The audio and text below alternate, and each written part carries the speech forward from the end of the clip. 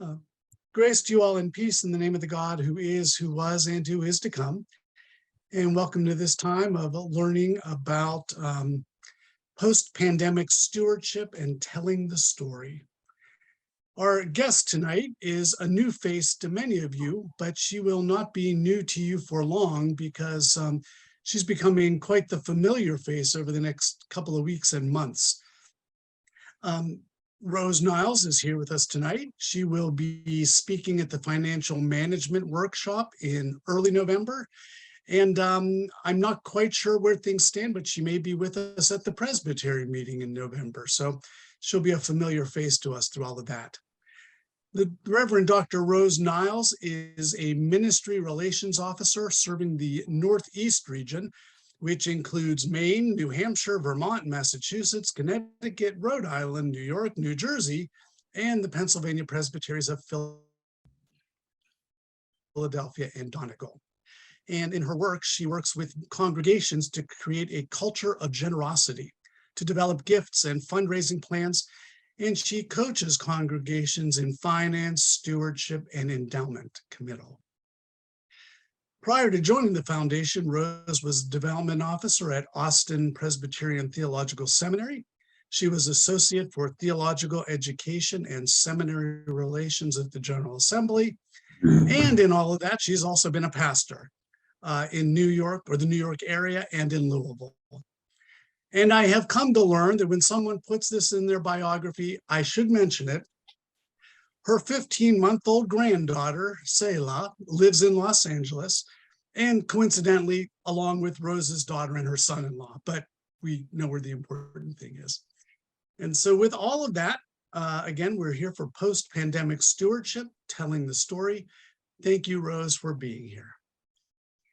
Thank you. Thank you for that beautiful introduction. Thank you, Stephen and Jean, and all of you that are here and all of you that will be listening at some point to this presentation. It's an honor for me to serve. I'm originally from the Bronx, a lifelong Presbyterian, and you'll even get to see some photos from my youth that I put into the presentation, growing up as a lifelong Presbyterian and as a youth elder at my home church. They approached me when I was 14 years old and asked me to be an elder, and then nobody wanted to be the commissioner to New York City Presbytery. So at 15, I was the commissioner to my presbytery. And then someone got the bright idea to ask me to be the vice moderator of the synod when I was 17 on my way to college. And then in my first call, they asked me to be the moderator of the synod. So the synod really is the cradle that formed my faith. And I've been a wandering Aramean out in Louisville and Texas, working with Austin Seminary for 15 years, but it's so good to be back home and so good to be able to bring to bear all the resources of the Presbyterian Foundation and work with councils and churches and congregations and individuals. Let me be clear, we say we already work for you. So if I come to work with your church or your congregation or any of the things that I do, I can't receive an honorarium. Everything we do is free of charge, including travel costs. So we are an available resource that's structured to come alongside you and to help you.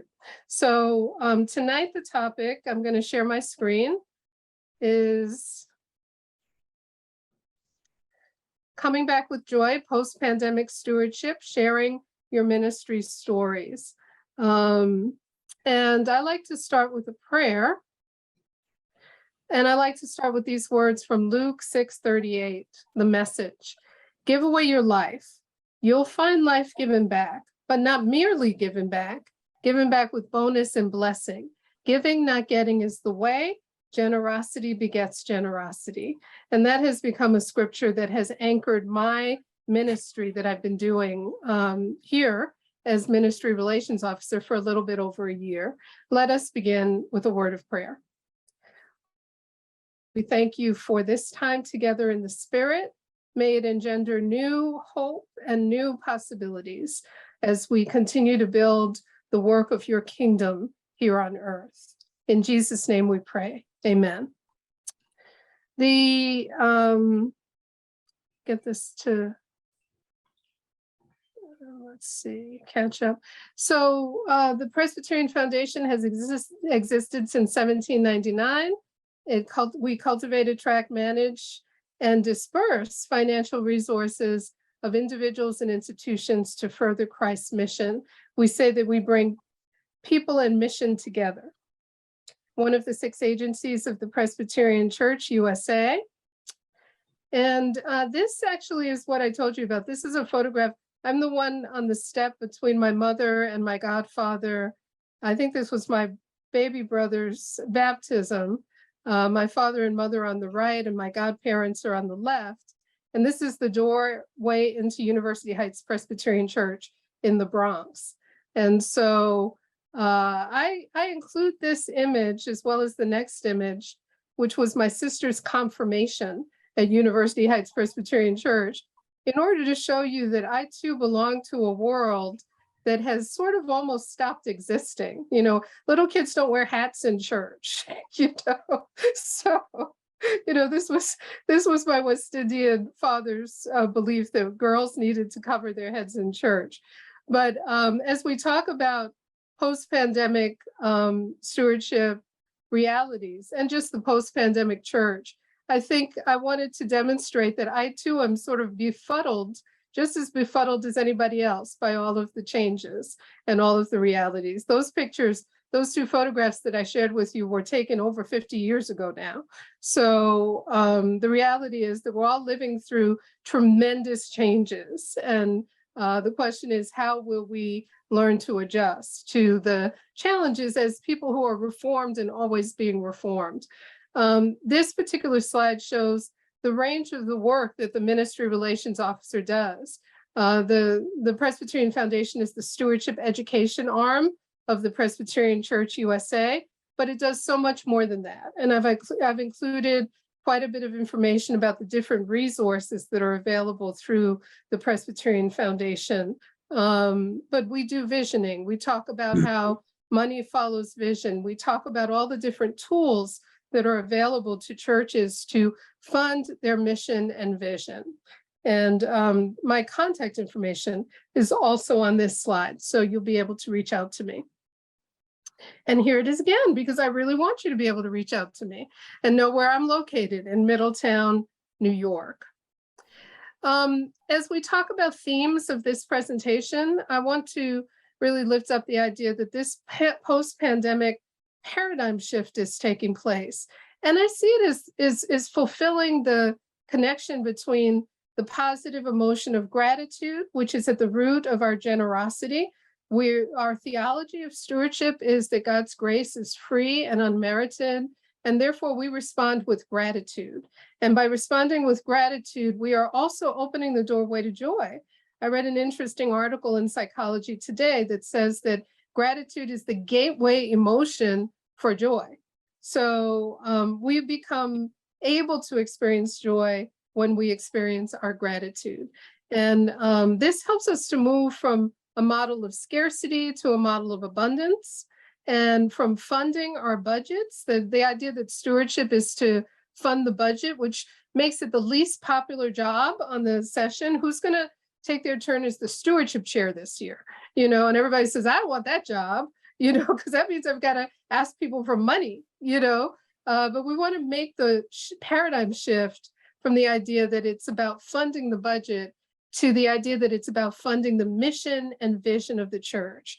And that means it invites us to tell all of our good news stories about what we are doing to impact lives and to change people and bring hope to people, and to do all the things that we are doing and to celebrate them and tell stories about them. There's a great book that we often recommend that people take a look at, which is called The Sailboat Church by one of the former moderators of the General Assembly, Joan Gray. It talks about a metaphor, which is that many of us in our churches, we are working so hard, we're so weary, we're so overwhelmed, particularly in this post-pandemic reality. And it feels like we're in a little tiny boat on a big ocean and we're just rowing really hard, rowing all the time.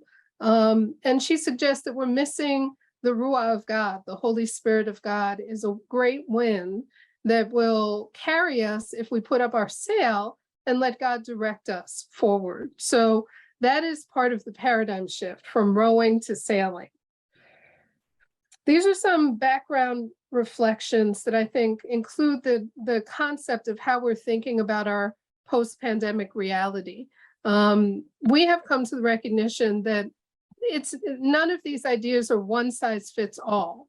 We need to right size the set of ideas that we're going to choose and the set of tools that we're going to choose to our own circumstances in our own churches. But we need to be open to the possibility that there are new ideas and new tools available to us. And yet we are facing many of the same common challenges.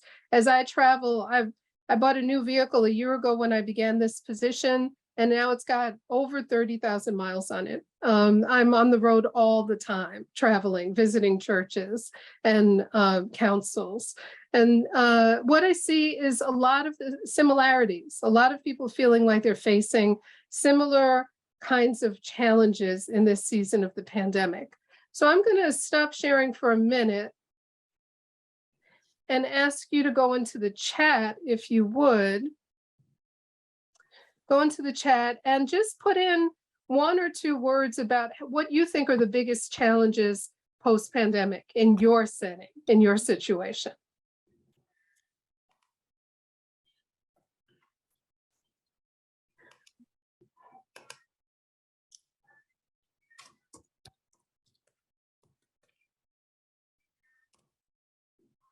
Are people able to use the chat for that? Yes, people are adding to the chat.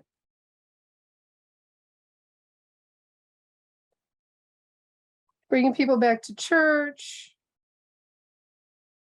commitment, anxiety, people becoming anxious and anxiety may be catchy,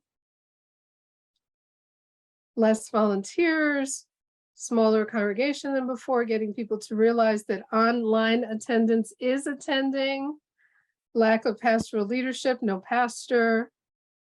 Many pastors are leaving ministry right now. There's sort of great retirement, which is why I used to raise money for our seminaries, and that becomes even more important. So everybody should think about theological education Sundays coming up to support the 1% fund, the ways in which we support our theological schools. Returning face-to-face, coming back into the face-to-face meetings and so forth. Thank you all for sharing that. I think it's important that we think about what it is that we are seeing. And probably the thing that someone else shared is something that you could affirm yourself in your own context. You know, we could create a long list of the things that we're seeing that we're anxious about finding ways to be innovative in responding to these things. I'm going to go back and share again. So the idea that engagement is everything. What we have discovered, and you know, there's a book called the Post-Pandemic, you know, Church by Kay Katan. That's not the exact title, but it'll come up in a later slide. And she talks about this idea that engagement is everything. And one of the things that we have observed in the foundation, because we work with a lot of churches across our denomination, is that during the pandemic and post-pandemic, there are small churches that have thrived, and there are small churches that have struggled. And there are medium-sized churches that have thrived, and there are medium-sized churches that have struggled. And there are very large-sized churches, surprisingly to many people, who have struggled. And there are large-sized churches that have thrived. And we're coming to the belief that, along with many of the researchers, that the key indicator of what's different is this quality of engagement. So you do many activities in the life of a church, but to what extent, when you're doing those activities, do people feel deeply connected with, you know, that somebody sees them and knows them and acknowledges them and connects to them. And so for churches that have in their DNA of their value system that when we have any activity, that activity has to be clothed in hospitality. We have to get to know people. We have to, it's none of this parallel play idea from childhood where you just, make sure everybody has, my little grandbaby is actually not 15 months anymore. I need to update my bio. She's 2.7. And so she started preschool. And so I noticed they send me pictures of her in preschool. And in preschool, everybody's got their own container of crayons. Everybody's got their own little, they're all side by side, but they don't expect them to share and they don't expect them to interact well at that stage. So they give them, everybody gets their own thing, and it's parallel play. We need to get away from that sort of idea of disengagement and separateness and really be all about the value of thinking through everything we do.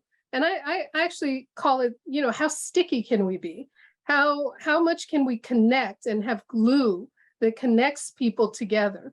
Whenever we have an activity, we should want to come out of that activity with people's contact information.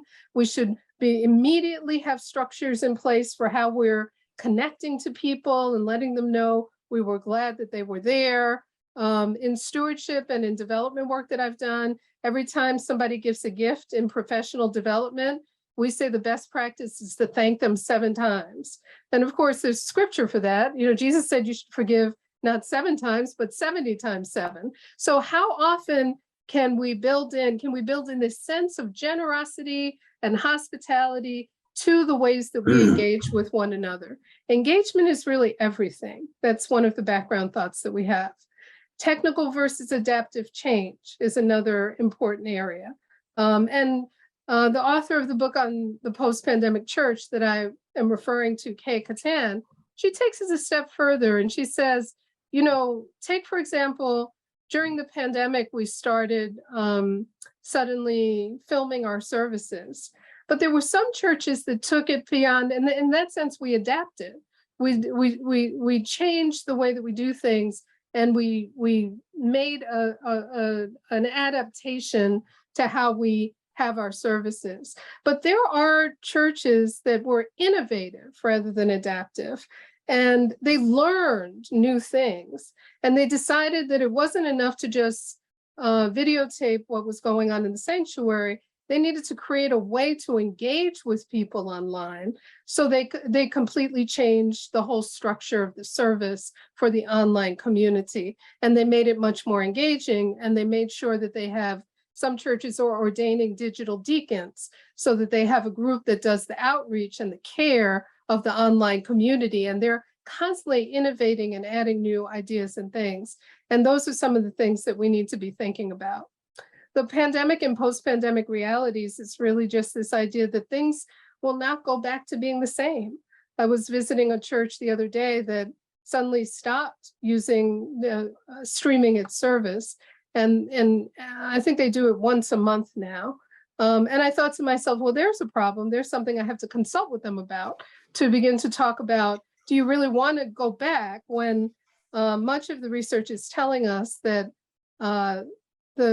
the gathering and engaging space for the church is not going to be necessarily in the same way that we thought of it before. It is not going to go back. People are not going to come back. As many of you noted when you talked about the post-pandemic challenges that we're facing, attendance is not what it used to be. People are conceiving of their engagement with us in our churches differently.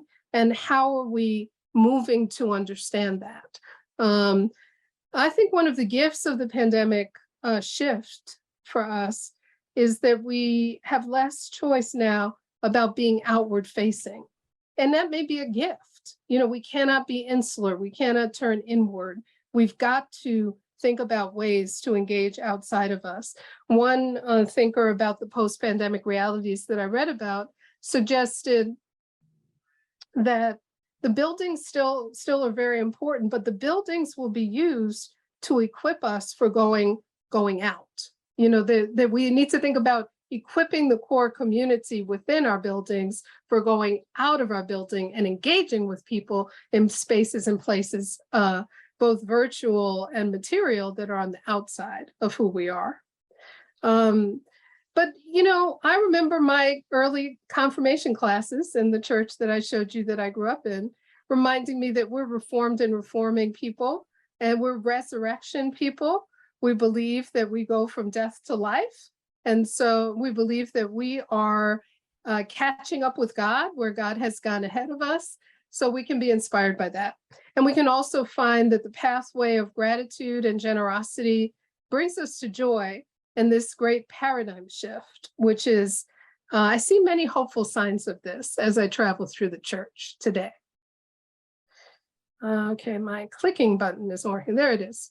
So this is a reminder, the title of that book that I referred to is Being the Church in a Post-Pandemic World by Kay Katan. I highly recommend it. The theorist that talks about the difference between technical and adaptive change. Technical is where you bring in an expert, a talking head like me, and you expect to find the answer to the solutions to your problems. But adaptive change shows us that we need to believe in a process that is helping us to grow and learn and evaluate and think through, try new things and change. So Kay Katan also refers in her book to this idea of interruption versus disruption. The church that I was referring to that stopped streaming its service thinks of the pandemic reality as just an interruption and everything will go back to normal. This idea that it's not an interruption, but a disruption, where everything is going to be different in the future, and allows us to exercise our muscles of faith and courage and boldness and try new things. And I've already talked, I think, quite a bit about this idea of engagement versus attendance. More and more, we'll be not measuring the amount of attendance, but we'll be measuring the ways in which we're able to engage in discipleship, in mission, in ministry, and people are being attracted still. That's why we say some large churches are flourishing, some medium-sized churches are flourishing, and some small churches are flourishing. The churches that are really getting this paradigm shift, that we're not going to measure attendance as much as we're going to measure the ways in which we're engaging in discipleship and mission and ministry together, and then telling the stories about how that's happening. That is what is going to inspire people to give and give generously in support of mission, because we'll be touching their lives where they live, where they work, where they recreate themselves, where they are engaged in finding and making meaning for their lives together in the family setting. How do we transmit our values to our children? All these things, and our grandchildren, all these things that we've always cared about that maybe used to happen in one set of formations will happen in a variety of different ways. And we need to be prepared to go forth into that future. In light of that, it makes a lot of sense to talk about a year-round giving cycle in stewardship. Very often we get stuck in the ask section. We ask, or maybe we resist asking for annual stewardship program support, for time and talent program support, for planned giving program support, for capital funding program support, for special giving opportunities, for year-end giving. But the ask is only one quadrant of the possibilities of a year-round stewardship program that develops a culture of generosity in the life of the church. As we think about this way of doing things differently, of engaging with people where they are and telling the stories of what really matters in our church, and how we have a DNA that's built into us around shared values and a shared mission statement and a shared vision plan. The fall stewardship campaign, when we sort of begrudgingly say, well, we've got to ask for pledge support, or we've got to ask for these different things, should not be the only place where we are engaging. It needs to be a year-round program. And it's really about building a culture of generosity on all of these levels of all of the needs of the church, and learning and planning along the way, and being innovative and thinking of different ways to connect and different ways to talk about and different ways to prepare. And learning means listening, being profoundly engaged in finding out what really matters to people in the life of the church. What are they excited about? What brings them joy? And then we want to keep the momentum going by building great education programs, thanking people copiously in as many different ways as we can think of to thank them for the many ways that they support the church, asking them to give not only their time, talent, and treasure, but their testimony, their stories about why this ministry really has touched their hearts and matters to them, because they went and served and packed food for a food bank representing this church, and they come back and tell the story. We want to be involved in celebrating the congregation's ministry and mission as part of the cycle and building that in. And when I'm talking to folks about preaching stewardship year round, I'll be talking about this model. And I'll be saying that, you may not want to talk about the need for money to support the budget year round, but you want to talk about how excited you are about mission and vision of the church year round, and how you're excited about the way the church is impacting and touching lives. You want to talk about that year round. And you want to have a clearly focused mission and vision statement that's not hidden. Even if when I go to churches, I look on the bulletin when I'm preaching in churches to see if the mission statement's on the bulletin. And then I ask people to stand up and recite it. And they're shocked. They've forgotten that it's on the bulletin. They've forgotten all about it. That mission and vision statement needs to be kept alive and in front of people. And your stories that you tell need to relate to the things that really matter in your mission and in your vision plan. You need to celebrate your stories and regularly lift them up. So this kind of giving cycle tries to illustrate the idea that it's not a month in the fall, but it should be something that's happening year round and be integrated into all the different levels and same with a plan giving program. It needs to start with your vision and your mission. And you talk to people about the legacy of what really matters to them and how they want it to live on. So in some of my research, there's a website by a man, I assume it's a man, it could be a woman, Corey could be a woman's name, Corey Newhoff.com, who's done a lot of thinking about the post-pandemic world. And I found some interesting ideas there that I want to bring to your attention. First of all, is very much what we teach through our stewardship education in the Presbyterian Foundation, which is that everything should focus on your core mission. But first and foremost, you need to figure out what your core mission is and develop it into a vision plan, and then relate everything that you're doing, all the stories that you're telling in all the varieties of ways that you're doing it relates back to your core mission and your vision plan for your church. And we want more and more to offer actual experiences. And this gets into some of the generational shifts. Boomers and great generation folks and silent generation folks still really want to get back into church, but younger generations, millennials and generation X, Y, and Z, they want to get out and do something in the world. They want to be involved with actual hands-on experiences of seeing how the mission and ministry is changing lives. There cannot possibly be enough focus on community and connection. Building community means, one author has said, joining either the online or the attending group in the life of the church, the primary job of the leaders of the church becomes connecting them and helping them feel connected to each other. So how do we build new ways to do that? How do we value and expand the online church community and understand that it is a community? It is a part of our church. It's a gathering space in our church. It's not just a way to bring people into the room or the sanctuary when you're having live worship.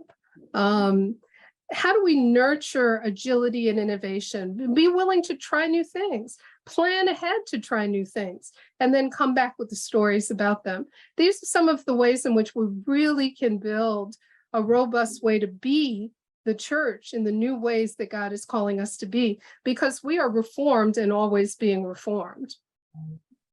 It means putting a lot of emphasis on missioning and visioning.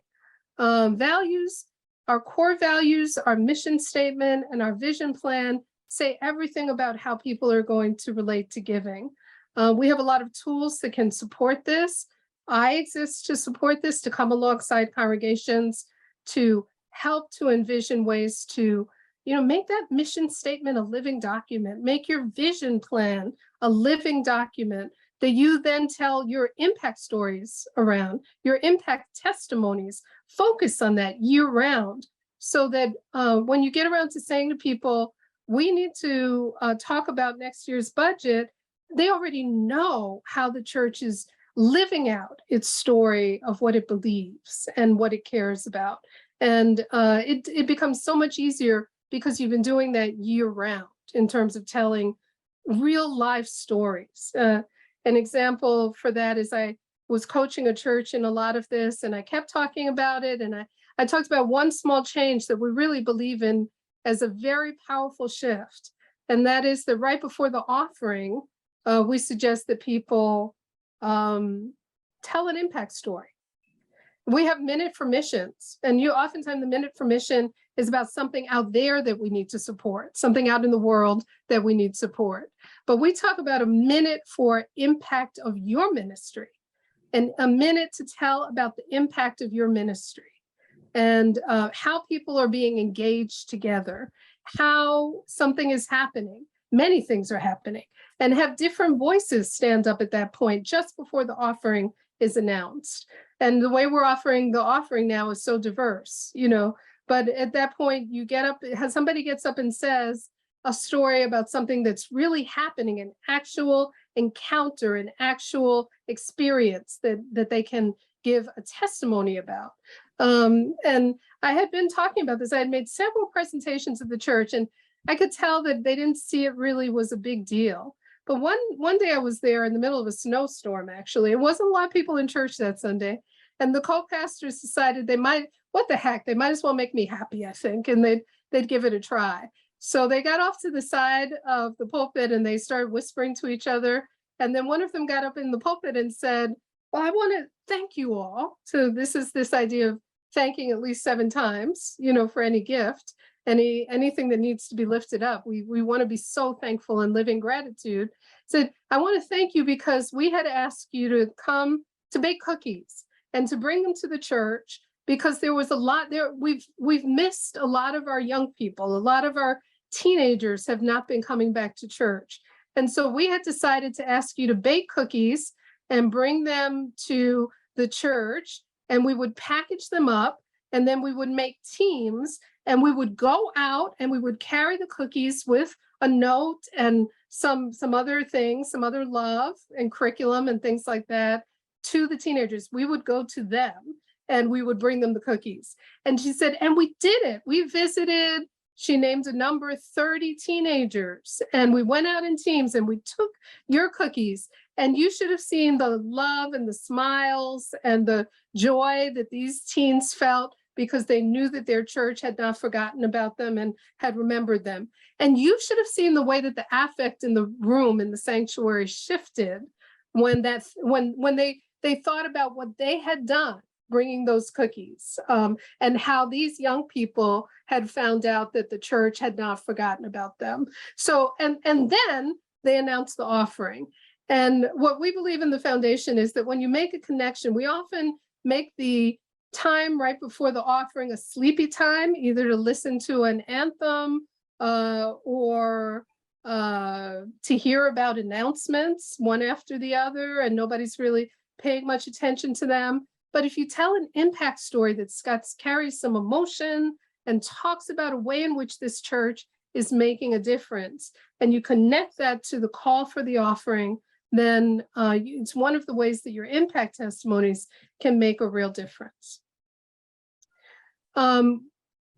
I'm going to stop sharing because joy really matters. And I would like to invite you again in the chat to put in a word or 2 words or 3 words, something that really brings you joy in the life of your church.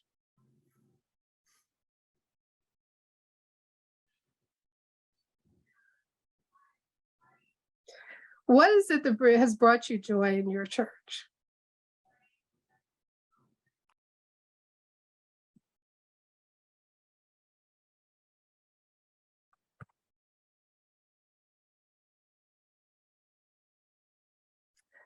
Enthusiasm for outreach.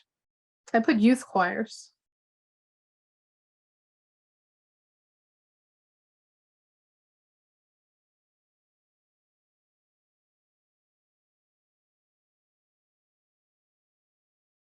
I know it's late at night. we need to think about those joy things, you know, developing relationships with my congregations despite starting during after the pandemic when that wasn't possible in person. You are a hero. That's huge. Engaging in storytelling, unplanned outreach to support the community, not just planned. People gathering for innovative thinking. You know, I was at a church that I used to serve some time ago. It's been over 15 years since I left as the pastor, but now I can kind of come back in a different role. And I was there and I had raised this question of what brings joy. And it was part of the exercise that I did there. And someone came to me sort of like Nicodemus, right under the cover of darkness, or one of the leaders of the church. And he said, you know, I can't think of anything that brings me joy. So that's an indicator, right? You know, that we prayed and I said, you know, that's something you really need to think about. You know, we need to think about where it is. I used to do an exercise of like, well, if you can go 10 years back, can you think about joy there? Go another 10 years back in your life. Can you think about joy there? Go another 10 years back. Can you think about joy there? You know, it's kind of a timeline exercise of our lives. Where in the places in our life, in our church life, in the mission of our church, in our participating in the mission of church life, have we found joy? I think it's an important question because money and resources to support the church follows our joy, you know, or it goes someplace else where we find joy. Sometimes that's why people are giving more money to support nonprofits in the community because they see them having greater impact, or they see, there's a book called Not Your Parents' Offering Plate. And he talks a lot about the fact that people should not necessarily, why are people giving more to their colleges and to other nonprofits like Habitat for Humanity when they come to church all their lives and they've raised their children in the church? The church ought to have a place in their heart so that but one of the issues is we're not telling the stories of impact. We need to be telling the stories of impact. So I'm going to go back to sharing, but I would ask anyone that hasn't given a joy response to pray and think about that and go do the timeline exercise and keep going back 5 years at a time in your life until you find that place where you experience the greatest joy in the Lord and in the mission and ministry of the church. Let me go back here.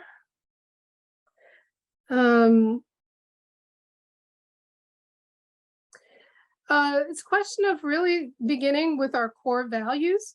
And one of our core values, hopefully, should be hospitality and engagement and connection, grace, gratitude, generosity, all of the things that make up who we are. We need to think about those things before we think about what is our DNA for mission. But once we have these pieces in place and we begin to tell our stories about it, I think about Philippians 4:8. Telling your ministry story with joy. Finally, brothers and sisters, whatever is true, whatever is noble, whatever is right, whatever is pure, whatever is lovely, whatever is admirable, if anything is excellent or praiseworthy, think about such things and tell about such things in as many different ways as you can in your ministry. I go to visit churches and they say to me, you know, I'm there to preach, but I read their bulletin boards and I read their bulletin and I listen carefully to their announcements. And then I give a presentation and they say, well, since the pandemic, we're not really doing anything. And I say, well, I don't agree, because I saw that you're doing all this stuff that you're telling me about in your announcements and so forth. And these are things that we need to celebrate. We need to lift up, not just as y'all come and do it, but we need to come back with stories of the impact of doing it and what we saw that is actually making a difference. So telling about these things in your year-round stewardship and culture of generosity ministry really is about showing and telling. Something we learned about in kindergarten, right? To go in with something that we could show and tell. And when we were in kindergarten, it was very exciting. We loved doing it. So we need to get back in the habit of loving doing that and not seeing it that we're boastful or we're bragging, but we're just telling stories of how God is working through our mission and ministry. So we want to talk about time, talent, treasure, and testimony, and make telling our stories about these areas and the gifts that people bring to these areas a core practice. In doing so, we ask, what is our story? What is it that we're doing well in our church, in our community, and in the world? And how are we participating with Christ? So the key areas that we think are vitally important are to have a strong and clear mission and vision in place. To think about telling your story, even through how you present your budget. We have a tool called the narrative budget, which allows you to tell your story, yes, through the numbers, but in a different way. The numbers tell a story about the things that you have said in your clear mission and vision that you care about. What are the core areas? And it'll be different from church to church. We're a church that loves beautiful worship and music and amazing community outreach. And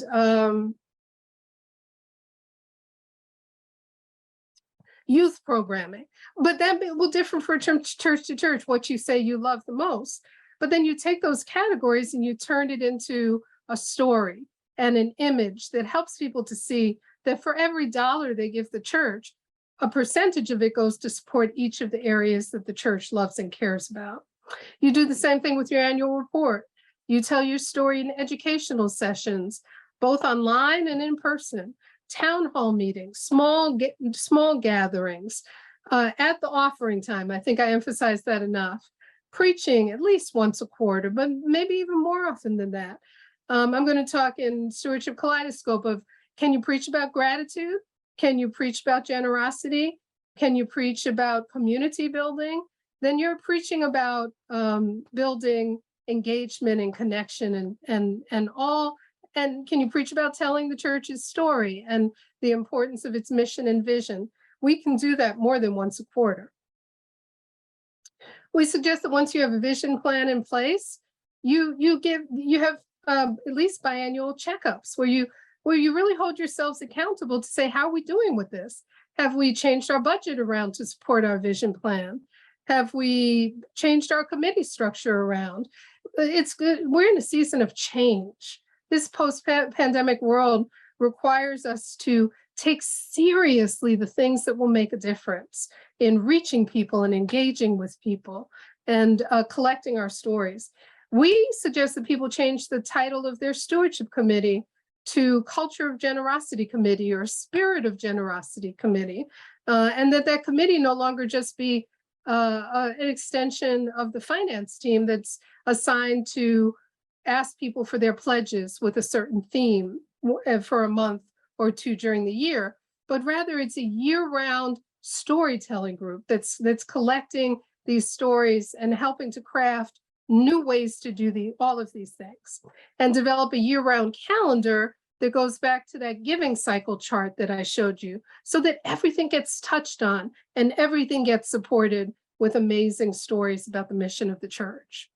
So through preaching, through Minute for Mission, during and before the offering, through newsletters and e-newsletters, through brochures, through town hall meetings, through dessert and dialogue, through theology at the pub, online communities that gather and make a difference, through all of these things, through making video testimonials. Somebody in your church knows how to make a TikTok. I don't, but somebody in your church knows how to make a TikTok. So, whoever's good at making TikToks is making TikToks.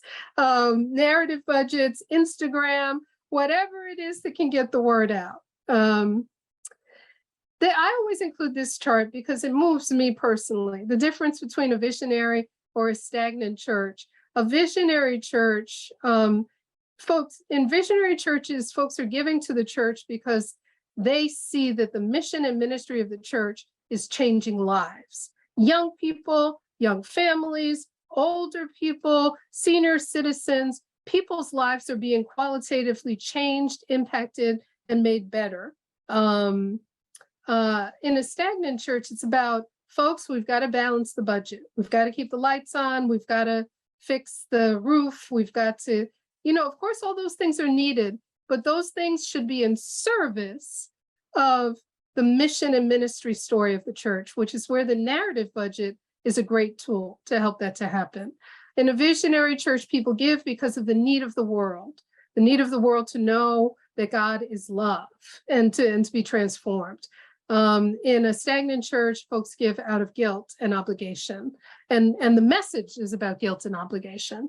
In a visionary church, folks give because, and this is my favorite thing of all, giving changes the giver. It's a spiritual practice.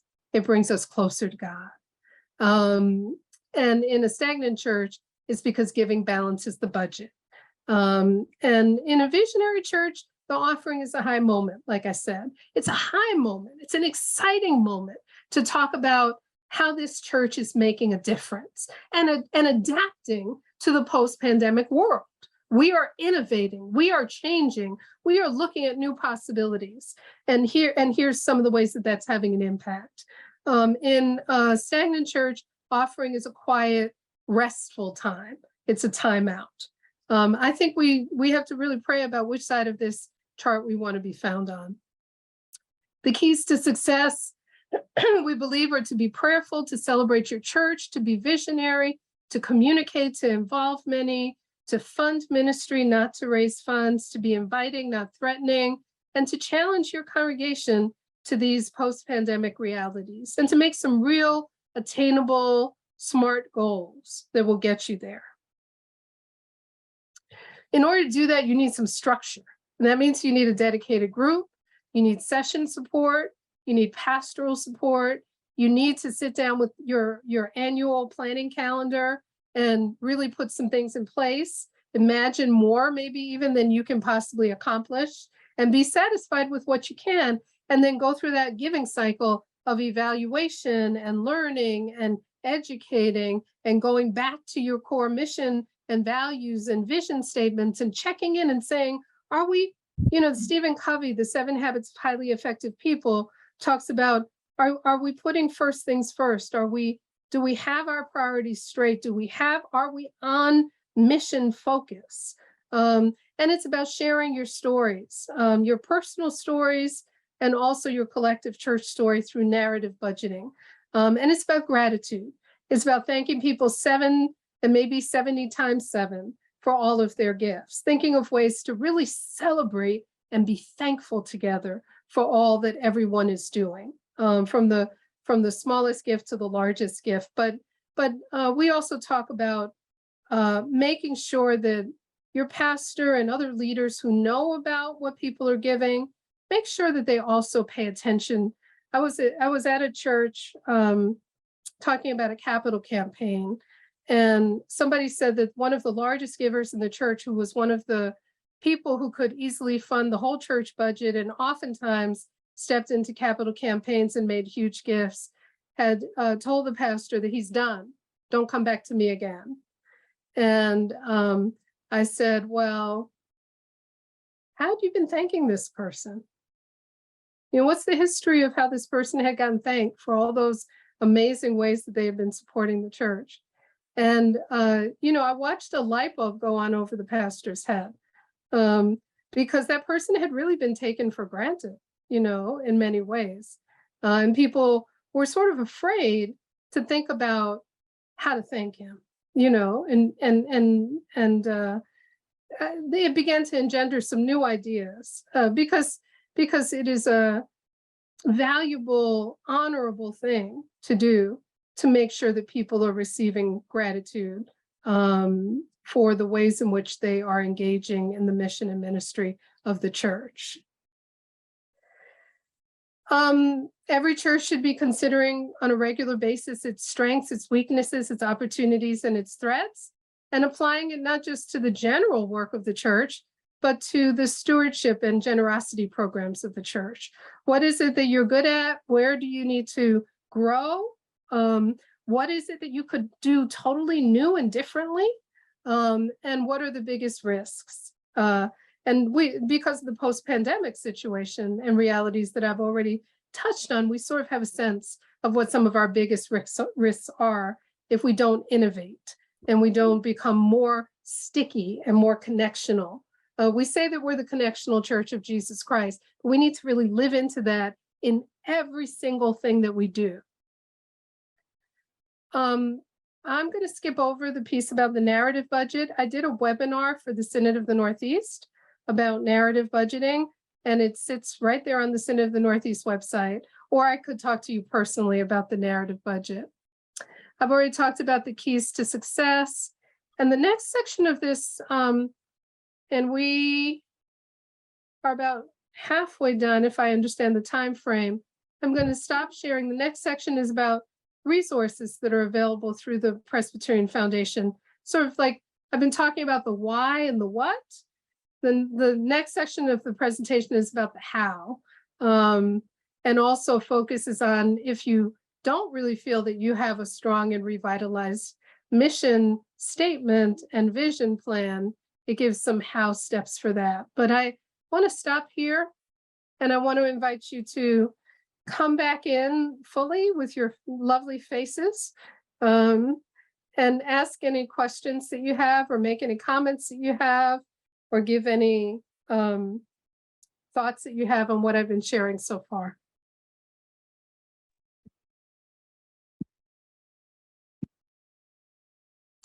Does it make sense? Is it all gobbledygook?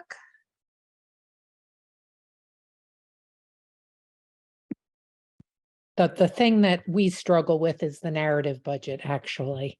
So Oh, I'm you gonna wanted to hear more about that?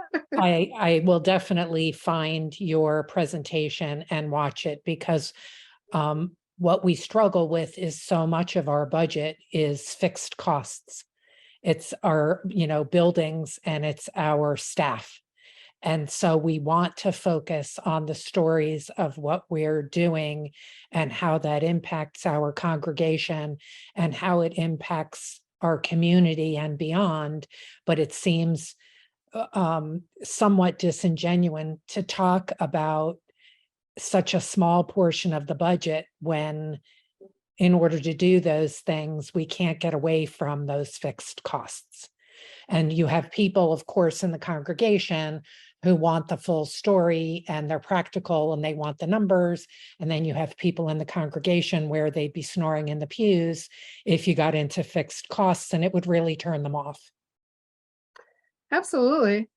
I really want to respond to that. So I'm going to spend a little time talking about the narrative budget, because I think that may be helpful to not only you. I won't go into great detail, but when we go through the resources, you'll see that there's a few different tools that you could share with people so that they can understand it better. Because the point is, we're not going to take the line item budget away from people. The line item budget has to exist in order to create a narrative budget. So you take the line item budget, and let's say you have decided that amazing worship, I don't know your congregation, but I'm just going to say in a particular congregation, you say, well, 4 areas that we really care about in our church are amazing worship, and music, amazing Christian education for all sorts of families and age groups, social justice outreach in our community, and mission outreach in our community. Those are the 4 areas that we really care about as a church. Then you take those fixed costs in your budget, the whole category for personnel. You say, how much time is spent on those 4 categories? How much time can we say the personnel category actually spends? What percentage of their time are they spending on amazing worship, on Christian education, on social outreach, on mission outreach? And you then take that bottom line number of your fixed cost of personnel, your fixed cost for the building, your fixed cost for any other administration, and you assign it as a percentage to those things that you believe people really care about. And then you can actually make up a pie chart of everything that's in the budget gets assigned on the basis of a percentage to one of those categories. So then you can make a pie chart that says for every dollar you give the church, a certain percentage has supported worship and music, a certain percentage is supporting, and it's so people don't look at the bottom line and say, look how much money we spend on the pastor, or look how much money we spend on the building. The truth is the pastor's time is allocated to these things that people love. The truth is the building space, because goes back to what we say, the building should be in a post-pandemic world, it should be equipping people to do the things that the church loves and believes in. So the building is being used as a space to equip God's people to do the things that people love and care about. So it's equipping for worship, it's equipping for Christian education, it's equipping for amazing social outreach, it's equipping for amazing mission. And so once you've done that, you then collect stories and pictures for each of those categories. And you put it all together. And we have a tool that's built into something that's called Stewardship Navigator, which is called a narrative budget generator that helps you pull all that information together and develop your narrative budget. It's not the only way to do it, but it's a great little tool. So the thing is to say to people, we've got to get to this place of innovation, this post-pandemic place of being willing to try, not clash with one another about your way or my way, but rather say the line item budget will always be there. There's a use for a line item budget, but the numbers on the page of the line item budget don't tell an inspiring story about why our church is so awesome. We want to be able to show a budget that says how and why our church is so awesome. And there are some cool, in this Stewardship Navigator that I'm going to talk about in the resource section, there are some really cool samples that you can download to show people what it looks like, what different types of narrative budgets look like. And it's just a great place to go to be able to explain. It's not the only resource we have, but did that explain a little bit better how Very it is helpful, that yes. how it is that those fixed costs are not a problem? Because those in a narrative budget, it's a mind-blowing paradigm shift. Those fixed costs get broken into and subsumed into the mission areas, the vision areas that your church loves. And we did talk about that, so it's good to have information that supports making that choice as a way to present information. So yes, that's extremely helpful. Thank you. I'm glad. And then, you can do your annual report the same way. I mean, it's a way of thinking about how you're going to present and tell, and it all goes back to the stories. So you collect a vision statement, stories about why these areas that your church loves matters, and photographs. Somebody's got to become, or a whole group has got to become like crazy roaming photographers, that go out and document all the great things that are happening in the life of your church and bring them back and collect them so that when you get ready to start showing, you're showing and telling. So thank you so much for that question, Jamie. Thank you. And I exist to be a resource, by the way, to walk alongside you and to help you with that. So I'm happy for you to know that. Any other thoughts, comments, One question that kind of comes to mind, Rose, a lot of what you've been talking about is a major culture change for basically the two churches I've been working with, particularly for one of the two. Can you speak to how to start changing that culture, not just in the session, but also within the congregation itself? Some of these ideas you presented, we've been trying, and I'm getting a lot of that kind of resistance to, I guess, turning a ship, so to speak. Yeah, I believe that change does engender resistance. People have to see the joy in it, the benefit, the possibility in it. It can't be all about taking away. I learned that as a young pastor, that you can't like stop things that take something powerful away from people. So it needs to be more about building up the sort of positive ideas and innovation that people have and finding joy in it.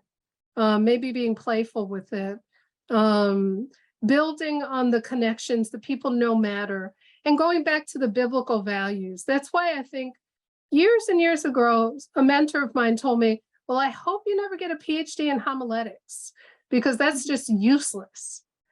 And I didn't really take it to heart. I didn't go in that direction. But more and more, I believe the power of the pulpit, the power of the messaging that we can give that is biblically based and hopeful, that's what really people care about. That's why they're showing up. They want to learn about the ways that they can encounter God. And yes, we have to get past, the old joke about change and Presbyterians, which has a kernel of truth in it. I'll never forget that story about someone's going over the statistics and saying, the Pew Report gives us this horrible analysis that we Presbyterians only invite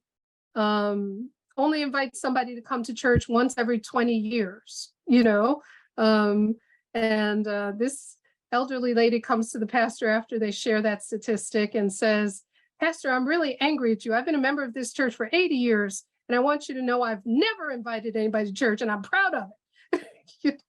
So, this is, the offense is not the idea that you haven't given in 20 years. The offense is that, we shouldn't be talking about inviting people to church.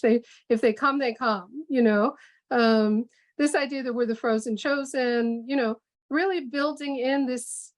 Some of our churches are so invested in hospitality and have such a DNA for trying new things and innovation that whether they're tiny, they're thriving, whether they're medium-sized, they're thriving, whether they're large. So figuring out how to change that means helping people to understand that they're not going to lose, but sometimes they will lose, and so then it means them valuing the work of Jesus Christ more, and figuring out how to help people see the possibility of hope, that they will be remembered as a blessing because of the children that they're helping and the families that they're helping and but I think that we don't know all the answers to this, and not every church, there are life cycles with churches.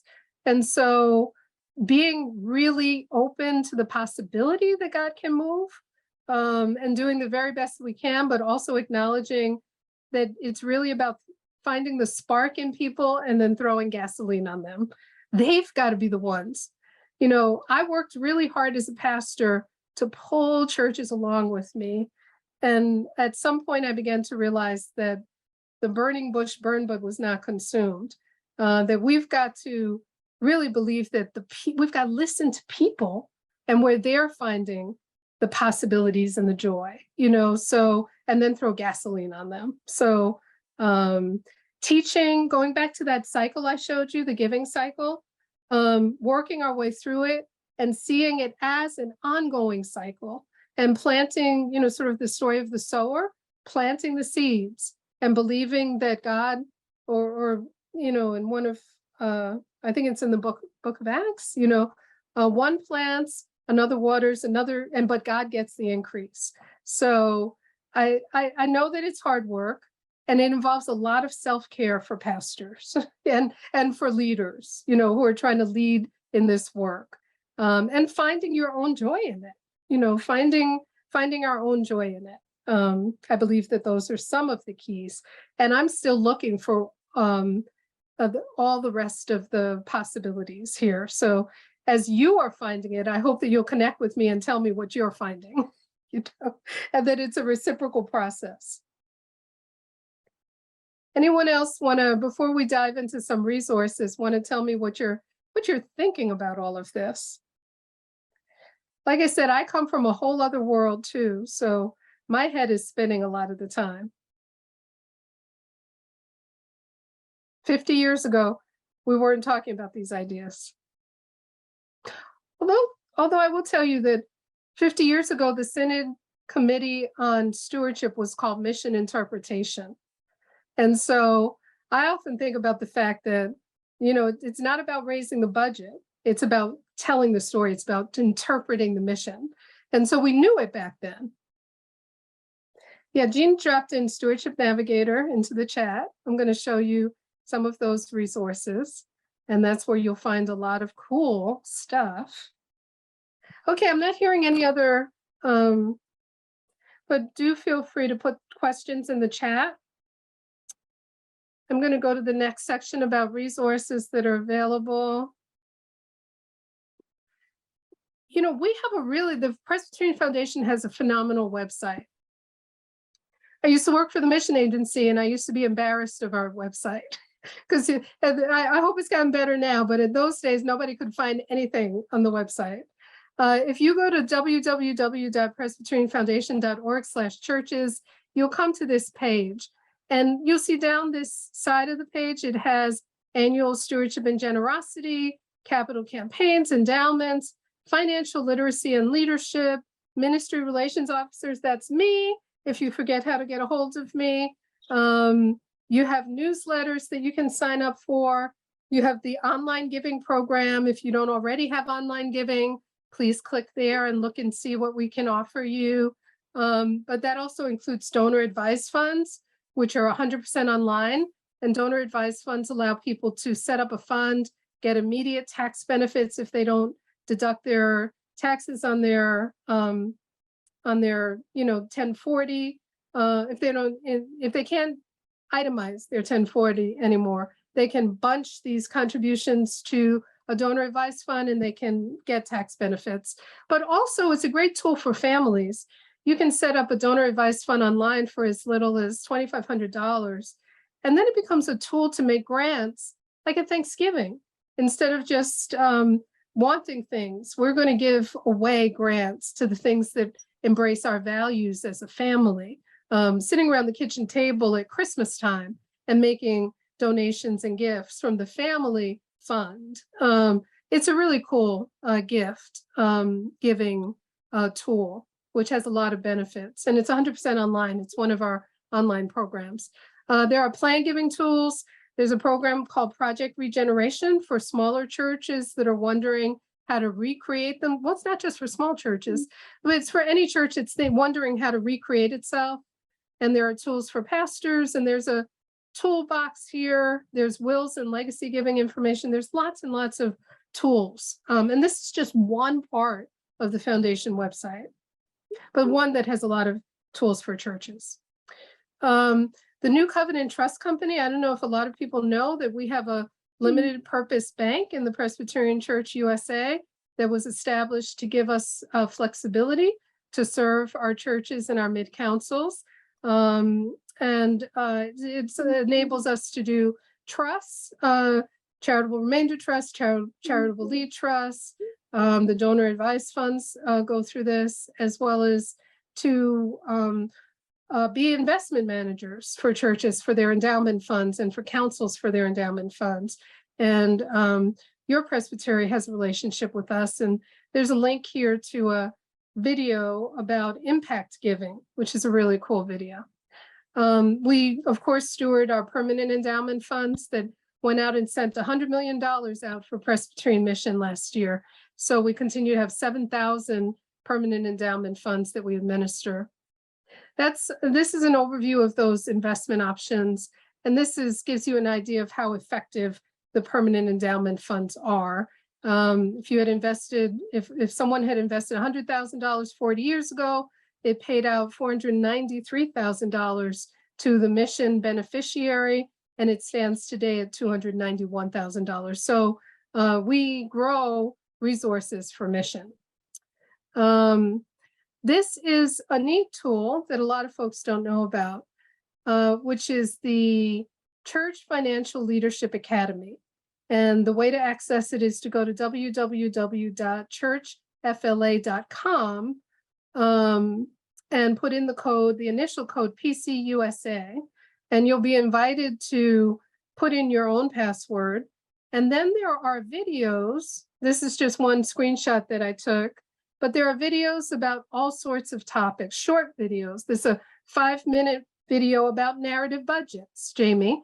You should certainly go to that and show it to folks, because it'll be a quick way to get a good explanation of the tool of the narrative budget.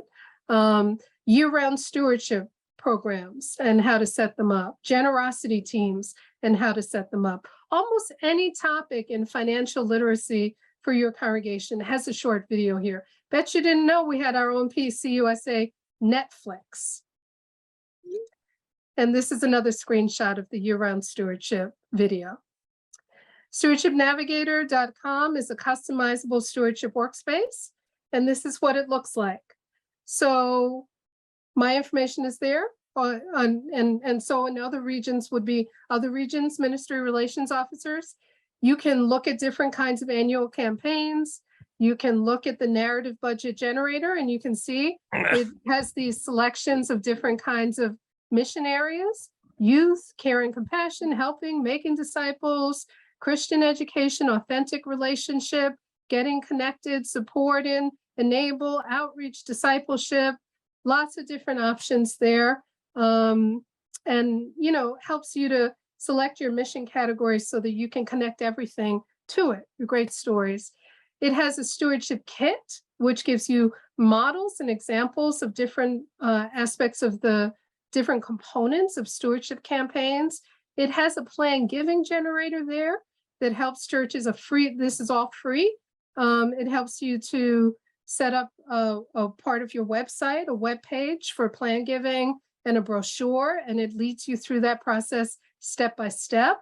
It has document storage so that the next stewardship chair or the next chair of your committee on generosity can look back and see what previous years you have created in terms of documents. It's just really a wonderful tool that we got a grant from the Lilly Endowment to be able to create for you. I've already talked about online services. If your church is using PayPal, you're paying way too much, for online giving processing, and your church has provided a way to make it much more affordable for you. And also you can do it knowing that it's also part of the total ecosystem of the Presbyterian Church USA. And then I'm going to stop sharing again here, because the whole next section is really about mission, vision, and values, and an outline of how and why that's so important. That we, like Stephen Covey says, we should put first things first. First comes a clear sense of your core values, your core purpose as a church, your mission statement, and your vision plan, which means how do we want to be in 5 years from now? What is the future we imagine for ourselves 3 to 5 years from now? And once we've got a clear sense of that vision for ourselves, how do we talk to everyone and say, well, here's our mission statement. How do you think, and here's where we want to go in terms of a vision of what we'd like our church to be in 5 years. What do you think we should do to get there? and you create a vision plan by listening to everybody in the church. And then you've got a clear sense of what those categories are. Once you know the categories, you tell your stories about those categories.